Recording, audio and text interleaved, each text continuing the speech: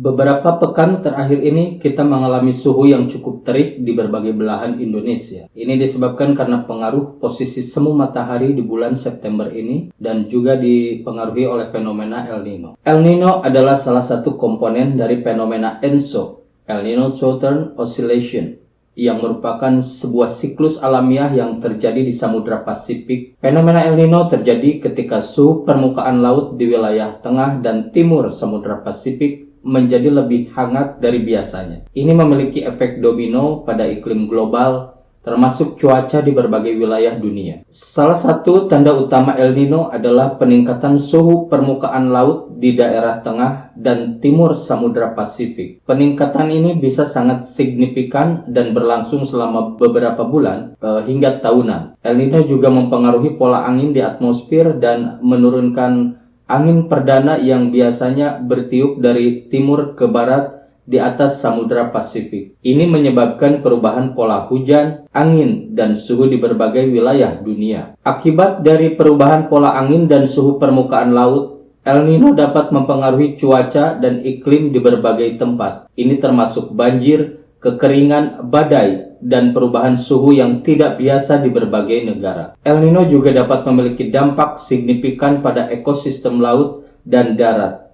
Ini dapat mempengaruhi migrasi ikan, kematian terumbu karang, dan ketersediaan sumber daya alam lainnya. Para ilmuwan memantau suhu permukaan laut dan kondisi atmosfer untuk mengidentifikasi perkembangan El Nino. Prediksi ini penting untuk membantu negara-negara dan komunitas mempersiapkan diri terhadap dampaknya yang potensial. El Nino biasanya terjadi dalam interval yang tidak teratur, berkisar setiap 2 hingga 7 tahun. Sementara El Nino menghasilkan perubahan cuaca yang signifikan di beberapa wilayah, ada juga lawannya yang dikenal sebagai La Nina, yang terjadi ketika suhu permukaan laut di wilayah tersebut menjadi lebih dingin dari biasanya. La Nina memiliki efek cuaca yang berbeda dan seringkali bertentangan dengan El Nino. Keduanya, El Nino dan La Nina, adalah bagian penting dari sistem ENSO dan memiliki dampak yang signifikan pada cuaca global serta ekonomi dan lingkungan di banyak negara. Lalu bagaimana El Nino dapat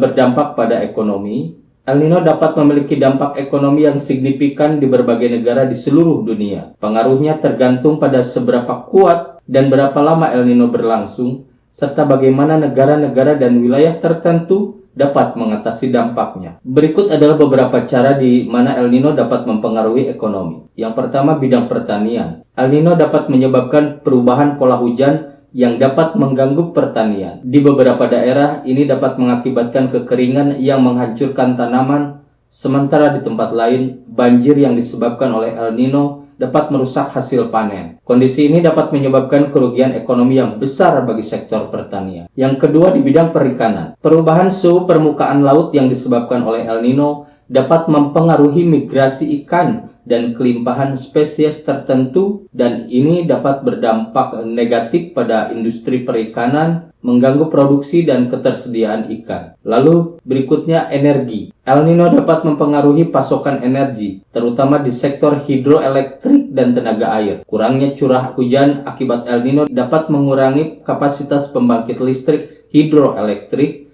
yang dapat mengakibatkan kenaikan harga energi dan gangguan pasokan listrik. Lalu selanjutnya, bidang industri. Gangguan dalam pasokan energi dan bahan baku pertanian dapat berdampak pada berbagai industri, seperti manufaktur dan industri makanan. Selain itu, gangguan transportasi akibat banjir atau kondisi cuaca yang tidak biasa dapat mengganggu dan dapat mempengaruhi rantai pasokan global. Lalu berikutnya, di bidang kesehatan. El Nino dapat berdampak pada kesehatan manusia melalui peningkatan suhu dan perubahan pola hujan. Ini dapat mempengaruhi penyebaran penyakit tertentu seperti penyakit yang ditularkan oleh vektor, seperti malaria atau penyakit yang terkait dengan panas ekstrim. Lalu di bidang asuransi dan biaya pemulihan. Negara-negara yang rentan terhadap dampak El Nino seringkali harus mengeluarkan biaya besar untuk pemulihan pasca bencana dan bantuan kepada warga yang terdampak. Selain itu, sektor asuransi juga dapat menghadapi tekanan besar untuk membayar klaim atas kerusakan yang disebabkan oleh perubahan cuaca yang ekstrim